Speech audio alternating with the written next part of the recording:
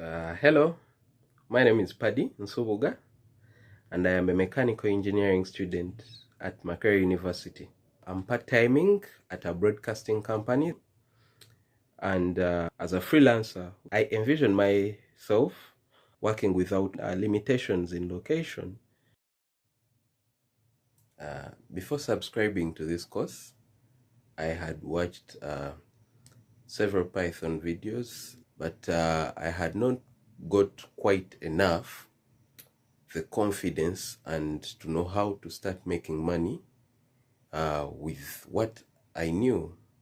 And about 3 weeks into this course, with the guidance of Chris and the material, which include the puzzles, I've been able to gain direction, and I have gained the confidence, and I can take on web scraping gigs on platforms such as Upwork, Freelancer.com, with my Python skills as I keep on learning.